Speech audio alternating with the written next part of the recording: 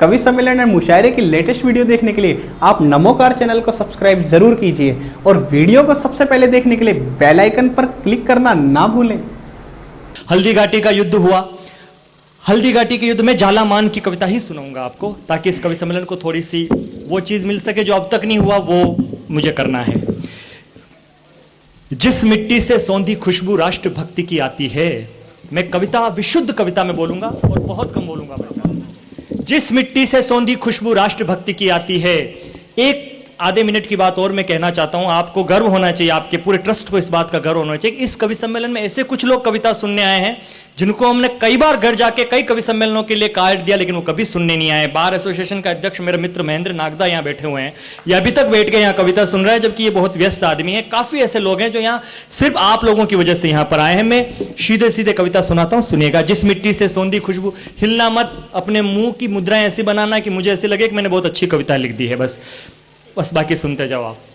जिस मिट्टी से सौंधी खुशबू राष्ट्रभक्ति की आती है, जिसके आगे हिमचोटी खुद नतमस्तक हो जाती है, जहां टोलियां भीलों की युद्धों में मंगल गाती है, आरावल बेरी के ऊपर काल बनी मंडराती है, इतिहासों का महासमर वो अमर पृष्ठ पर अंकित है, जिसका पल पल दंगल है किससे शोणित से मंडित है, रणबंके रजपूतों से ही रही गुलामी खंडित है। क्या लिख पाए मान खड़े भाषा के जितने पंडित हैं, मैं अमर अश्व के माध्यम से बोलूंगा अमर लड़ाकों से।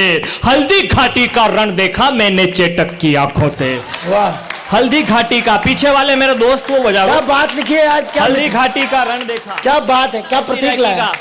ताली कम बजाना, क्योंकि ताली में मेरे 0.5 मिनट जो है वो खत्म हो जाते हैं। आप सुनते जाओ, सुनेगा।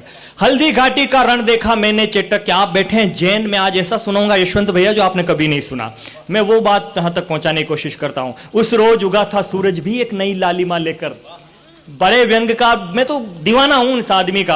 आप यहां पे आए हैं राज भैया, आपका एहसान है मुझ पर। कितने लोग तालियां बजाते हैं, कैसे सुनते हैं, उससे आपको कोई फर्क नहीं पड़ता है। मैं उस रोज उगा था सूरज भी एक, जिस दिन युद्ध हुआ उस दिन हुआ क्या अरविंद जी, उस रोज उगा था सूरज भी एक नई लालिमा लेकर, चले वीर अपने घर में अंतिम आलिंगन देकर। सब लोग जो हल्दी घाटी में गए अपने घर पे हाथ जोड़ के जा रहे हैं। मैं कविता सुना रहा हूं और रात्रि के उस प्रहर में सुना रहा हूं जिस प्रहर में हिंदुस्तान में कहीं भी उसके शहर के कवि को नहीं सुना जाता। वहां आपकी तालियां सिद्धार्थ देवल को बड़ा करती। मैं सुनाता हूं, निवेदन करता हूं, सुनेगा। उस रोज उगा था सूरज भी एक नई लालिमा लेकर, चले वीर अपने घर में अंतिम आलिंगन देकर। जय एकलिंग, जय चामुंडा, जय महादेव का नाद हुआ, मुगल सभी सशंकित थे, अनजाने डर ने उन्हें छुआ। हैदराबाद के ओवैसी को मैं नहीं जानता, मैं बहुत छोटा आदमी हूं। मैं तो उस अब्दुल कलाम को जानता हूं जो राष्ट्रपति भवन से बाहर निकलता है तो सिर्फ 4 पुस्तकें लेकर निकलता है। मैं बहुत छोटा आदमी हूं। मेवाड़ के एक हीरो को बड़ा करता हूं जैन समाज के बीच में। हो जाएगा तो फिर मैं जैन समाज तक भी इस कविता को ले जाऊंगा।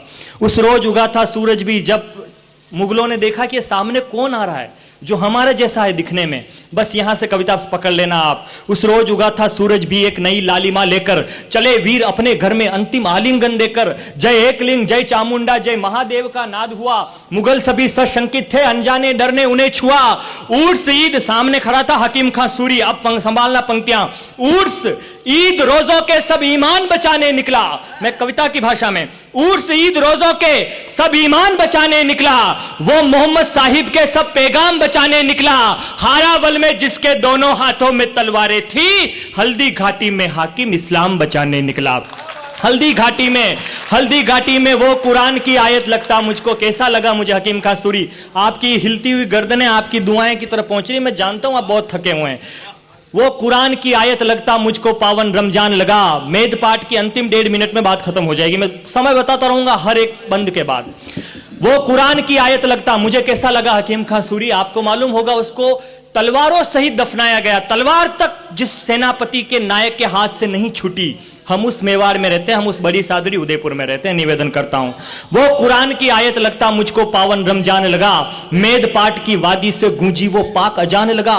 बदन खाक में मिला मगर तलवार हाथ से गिरी नहीं, दुश्मन का लहू चाटने की शायद वो इच्छा भरी नहीं। कैसा था हकीम खां सूरी, ऐसा बंदा जिसकी बंदगी सारी खुदाई करती थी, हाकिम नमाजी अल्लाह का, जालिम दिल्ली भी डरती थी। वो महाराणा की सेना का एक गंगा जमनी सूरज था, उसकी नजरों में मक्का मदीना ये मेवाड़ी धरती थी।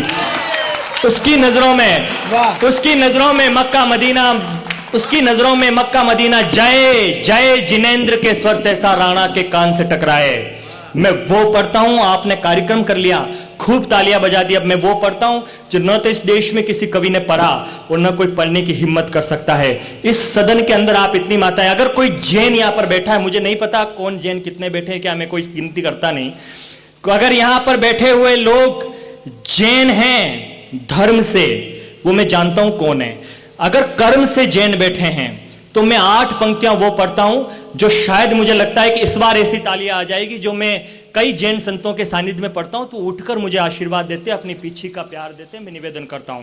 जय जिनेंद्र का युद्ध चल रहा था, अचानक महाराणा प्रताप के कानों में जय जिनेंद्र का स्वर गूंजा। मैं अहिंसा के लोगों के बीच में सिद्धार्थ देवल जैसा हिंदी कविता का सबसे छोटा लड़का, मुझे किसी चीज का अहंकार नहीं है। 8 पंक्तियों में अगर आपके धर्म को सही रेखांकित कर दिया हो, चापलूसी हो तो खड़े होकर बना कर देना, और अगर सही हो तो फिर तालियां हिम्मत से दे देना ताकि मुझे लगेगा कि मैं कुछ कर पाया।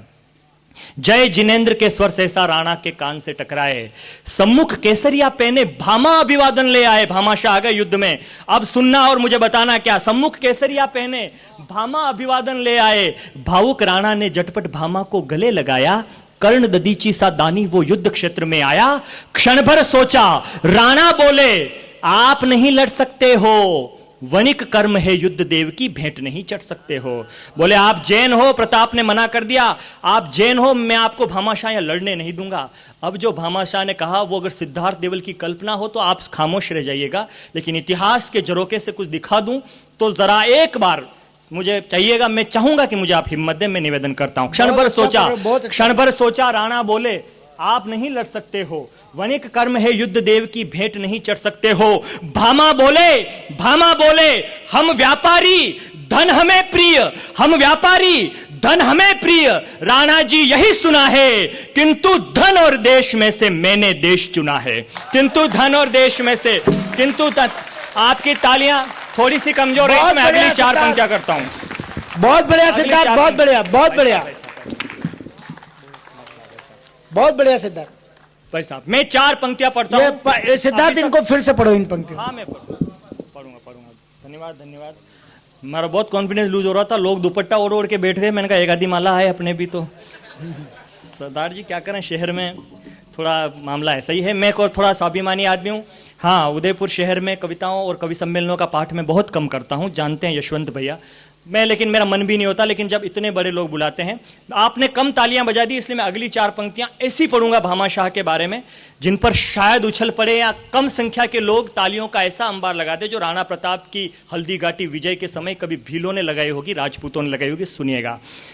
क्षण भर भामा बोले हम व्यापारी धन हमें प्रिय, राणा जी यही सुना है, किंतु धन और देश में से जैन कह सकता है और कोई नहीं कह सकता, मैं दावे से कहता हूं। इसलिए आपका समर्थन मांगता हूं अगली 4 पंक्तियां पर। भामा बोले हम व्यापारी धन हमें प्रिय, राणा जी यही सुना है, किंतु धन और देश में से मैंने देश चुना है। तलवारों से आजादी की प्राण प्रतिष्ठा करने, हाथ जोड़ के कहा राणा प्रताप से भामाशाह ने, तलवारों से आजादी की प्राण प्रतिष्ठा करने, हे भवानी आज्ञा दे दो मातृभूमि हित मरने। मैं पीछे हट जाऊं मेरा वंश कलंकित होगा, मेरे त्याग का ये किस्सा अक्षर से अंकित होगा। मैं साफे में महामंत्र वो नमोंकार ले आया हूं, मैं साफे में महामंत्र वो नमोंकार ले आया हूं। सारे तीर्थंकर नाज करेंगे, महावीर का जाया हूं। अरे जैन अहिंसक होते हैं पर राष्ट्र भक्त बतलाऊंगा, ओम नमो अरिहंताणम हल्दी घाटी में गाऊंगा। वाह वाह वाह वाह वाह वाह, जिंदाबाद सिद्धार्थ देवल, जिंदाबाद। वाह वाह वाह, जोरदार तालियां, वाह। जिंदाबाद सिद्धार्थ, जिंदाबाद। अरे प्लीज जिंदाबाद, बहुत शानदार। अब मैं अंतिम 8 पंक्तियां पढ़ के अपना काव्य पाठ, इसको भी फिर से पढ़ के। बहुत अच्छा, बहुत अच्छी, धन्यवाद। अंतिम 8 पंक्तियां पढ़ रहा हूं, मात्र आधा मिनट बचा मेरे पास।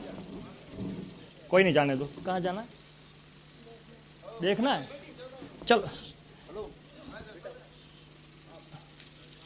हाँ, कोई बात नहीं, हो जाता है। अब हल्दी घाटी का युद्ध चल रहा है तो प्रॉब्लम तो होती है, कोई नहीं। हाँ कोई बात, चलिए आप छोड़ो उनको, कोई देखो मत। ये हो सकता है ऐसी कोई कवयित्री रही हो जिसको बड़ी सादरी जैन मंडल ने मौका नहीं दिया हो। तो मुझे बॉस यशवंत भैया, मैं आज अपने आप को बहुत रोक के बोल रहा हूँ, बाकी मैं बड़ी खतरनाक तरह की बातें कर लेता हूँ कई बार। आज मैं कुछ कह नहीं रहा हूँ। मैं कविता का अंतिम बंद सुनिए, जिसके लिए कविता लिखी गई है बस वो सुन लीजिए। आपने कार्यक्रम किया है झालामान का, यकीन मानिए, मैं पूरी ईमानदारी से कह रहा हूं। मेरे बहुत करीबी दोस्त यहां पर बैठे, मेरे परिवार के लोग यहां बैठे हैं। मैं एक बात बहुत ईमानदारी से कहता हूं, आप झालामान की शहादत का कार्यक्रम मनाते हैं। उदयपुर में इस चीज का कोई पैरामीटर नहीं है, कोई पैरामीटर नहीं उदयपुर में इस चीज का, लेकिन उदयपुर के अंदर झालामान का सिद्धार्थ देवल से ज्यादा सम्मान कोई भी नहीं करता। अगर ये पैरामीटर हो तो आप नाप के देख लेना। अंतिम 8 पंक्तियां पढ़ता हूं। ब्रह्मा बोले, हम व्यापारी धन हमें प्रिय राणा जी यही सुना है, किंतु धन और देश में से मैंने देश चुना है। तलवारों से आजादी की प्राण प्रतिष्ठा करने, हे भवानी आज्ञा दे दो, मातृभूमि हित मरने। मैं पीछे हट जाऊं, जैन कह रहा है, मैं पीछे हट जाऊं, मेरा वंश कलंकित होगा, मेरे त्याग का ये किस्सा अक्षर से अंकित होगा। मैं साफे में महामंत्र वो नमोंकार ले आया हूं, सारे तीर्थंकर नाज करेंगे, महावीर का जाया हूं। अरे जैन अहिंसक होते हैं पर राष्ट्र भक्त बतलाऊंगा, ओम नमो अरिहंताणम हल्दी घाटी में गाऊंगा। बड़ी कविता के अंतिम 8 पंक्तियां पढ़ता हूं, विदा करना। और मुझे आपको अच्छा लगे तो मैं आप सबको प्रणाम करता हूं। आपने एक भी व्यक्ति ने मुझसे कुछ नहीं कहा और आप इस कार्यक्रम में आए, कोई कमी रही हो तो मैं उसके लिए क्षमा प्रार्थी हूं। मैं निवेदन करता हूं अंतिम 8 पंक्तियां। जब राणा को बहुसंख्यक अरिदल से गिरते पाया, झालामान और राणा प्रताप के बीच में जो वार्तालाप हो रहा है, अब मैं वो पढ़ रहा हूं जिसके लिए आपने लाखों रुपए खर्च कर दिए, जिसके लिए आप कल रक्तदान शिविर करेंगे, ये कवि सम्मेलन जितना बड़ा उत्सव किया है आप लोगों ने। मैं अंतिम वो 8 पंक्तियां पढ़ता हूं जो झालामान और प्रताप के बीच में हुआ है। इसी दिन जब मिलेंगे तब ये युद्ध की पूरी कविता आपको सुनाएंगे, आपके रोंगटे खड़े हो जाएंगे, मुझे अच्छा लगता है। अंतिम 8 पंक्तियां सुन लीजिए। जब राणा को बहुसंख्यक अरिदल से गिरते पाया, आपको सब मालूम है, बताने की जरूरत नहीं है। महाराणा प्रताप का युद्ध हुआ, उनका शक्ल मिलती थी, सब जानते हो, आप हर साल कार्यक्रम करते हो। जब राणा को बहुसंख्यक अरिदल से गिरते पाया, तब सरदार सादड़ी वाला विद्युत वेग से आया, मुकुट मुझे दो, किसी हाल में तुमको यहां बचाना है। मैं राणा जी सा दिखता हूं, ये दुश्मन को भरमाना है। कहना तो नहीं चाहिए क्योंकि चैनल पे रिकॉर्डिंग हो रही है, किसी संत का नाम नहीं लेना चाहिए, लेकिन आज से लगभग 25 दिन पहले डॉक्टर अमरीश मुनि निराला, एक बहुत बड़े संत हैं, आप जानते होंगे, रूप मुनि जी महाराज के उसमें रहते हैं। उन्होंने जब मेरी ये 8 पंक्तियां सुनी तो उन्होंने कहा, सिद्धार्थ तू कभी कभी कुछ ऐसा कह जाता है जो कठिन है। मैंने कहा जी मैं तो वो छोटा बच्चा हूं। वो अंतिम 8 पंक्तियां मैं आप तक पहुंचाकर अपनी वाणी को विराम देता हूं और बड़े व्यंग्यकार के लिए रास्ता खोलता हूं, निवेदन करता हूं, सुनिएगा। जब राणा को बहुसंख्यक अरिदल से गिरते पाया, तब सरदार सादड़ी वाला विद्युत, सरदार सादड़ी वाला झाला मन्ना, तब सरदार सादड़ी वाला विद्युत वेग से आया, मुकुट मुझे दो, किसी हाल में तुमको यहां बचाना है। मैं राणा जी सा दिखता हूं, ये दुश्मन को भरमाना है, कहा प्रताप ने। अब जो कहा है वो राणा प्रताप ने कहा है। यकीन मानिए अगर राजनीति के लोग, अब यहां कोई है नहीं, मेरा मन था कि मैं पूरी भीड़ को ये बात सुनाता। जब राणा प्रताप को, अरविंद जी, जब राणा प्रताप को ये कहा उसने कि मुझे मुकुट दे दो, तो महाराणा प्रताप ने क्या कहा वो आज की राजनीति के लोग सुनेंगे तो बात वहां तक पहुंचेगी। जब राणा को बहुसंख्यक अरिदल से गिरते पाया, तब सरदार सादड़ी वाला विद्युत वेग से आया, मुकुट मुझे दो, किसी हाल में तुमको यहां बचाना है। मैं राणा जी सा दिखता हूं, ये दुश्मन को भरमाना है। बस धन्यवाद सर, बहुत बहुत धन्यवाद, थैंक यू। मैं राणा जी सा दिखता हूं, ये दुश्मन को भरमाना है, कहा प्रताप ने। अब सुनना और समर्थन देना, महाराणा प्रताप क्यों बड़े होते हैं। कहा प्रताप ने, प्रिय सुनो, ये अनर्थ नहीं कर पाऊंगा, इस युद्ध क्षेत्र में एक शहादत व्यर्थ नहीं कर पाऊंगा। ये दिल्ली तंज कसेगी मुझ पर, हमको भरमाया छला गया। वो राजा भी क्या राजा है जो बीच युद्ध में चला गया। वो राजा भी क्या राजा है जो बीच युद्ध में चला गया। तो झालामान ने कहा, जो बनास की कलकल गाए वो गुणगान बना दो। हाथ जोड़ के झाला मन्ना ने क्या कहा, जो बनास की कलकल गाए। जब हमारे यहाँ एक उलाहना देने का है, मैंने भी दिया था 2-4 बार आपको बीच में, उलाहना देने की एक प्रवृत्ति है हम लोगों को। जब कोई आदमी हमसे बड़ा होता है और हमारा हक होता है तो हम कहते हैं भाई साहब क्या बात है आजकल ध्यान नहीं दे रहे हो हम पर। ठीक उसी तरह से झाला मन्ना ने राणा प्रताप को उलाहना दिया। अंतिम 8 पंक्तियां पढ़ रहा हूं जो झाला मन्ना ने कहा और प्रताप ने कहा। जिंदाबाद। झाला मान, जो बनास की कलकल गाए, हाथ जोड़कर कहा प्रताप से, जो बनास की कलकल गाए वो गुणगान बना दो, इतिहासों की अमर कथा का एक प्रतिमान बना दो। अरे शिव के सेवक बनकर के कुल राज तुम्हारा करता है। एक प्रहर तो मुझको भी शिव का दीवान बना दो। एक प्रहर तो मैंने बहुत धीरे से बोली पंक्तियां, मुझे मालूम था ये पंक्तियां दिलों तक पहुंचेगी। जो बनास की कलकल बहुत गाए, बढ़िया, बहुत जो बढ़िया। बनास की कलकल गाए वो गुणगान बना दो। इतिहासों की अमर कथा का एक प्रतिमान बना दो। शिव का सेवक बनकर के कुल राज तुम्हारा करता है। एक प्रहर तो मुझको भी शिव का दीवान बना दो। राणा प्रताप ने कहा झालामान को संभाल लेना, इस बड़े कार्यक्रम के बड़े लोगों। राणा प्रताप ने कहा झालामान से कि राणा बोले झाला तुमने क्या तरकीब निकाली। राणा बोले यार तूने गजब की बात कह दी मुझे। राणा बोले झाला तुमने क्या तरकीब निकाली, मेरे मुकुट में छुपी मौत को अपनी सखी बना ली। अंतिम दो पंक्तियां पढ़ता हूं एक बार। इन अंतिम दो पंक्तियों पर सदन में जितने लोग हैं, इसलिए नहीं कि सिद्धार्थ देवल ने कविता पढ़ी है, इसलिए क्योंकि इस काम में, इस निमित्त में आयोजन रखा गया है। मैं अंतिम दो पंक्तियां पढ़ूंगा। पूरे सदन में जितने लोग अभी सोए नहीं हैं वो हाथ उठाकर तालियों से बताना सिद्धार्थ देवल तुम्हें अपने नाम के पीछे उदयपुर लिखने का हक है। मैं वो हक आपसे अंतिम 4 पंक्तियों मांगता हूं, सुनिएगा। राणा बोले झाला तुमने क्या तरकीब निकाली, मेरे मुकुट में छुपी मौत को अपनी सखी बना ली। अरे सौगंध सिसोदिया सिंहासन की, सौगंध सिसोदिया सिंहासन की, रणधीर नहीं देखा मैंने, इस भारत भू पर तेरे जैसा वीर नहीं देखा। वाह वाह वाह वाह वाह वाह वाह वाह वाह वाह देवल वाह, वाह सिद्धार्थ, वाह वाह वाह। कवि सम्मेलन और मुशायरे की लेटेस्ट वीडियो देखने के लिए आप नमोकार चैनल को सब्सक्राइब जरूर कीजिए और वीडियो को सबसे पहले देखने के लिए बेल आइकन पर क्लिक करना ना भूलें।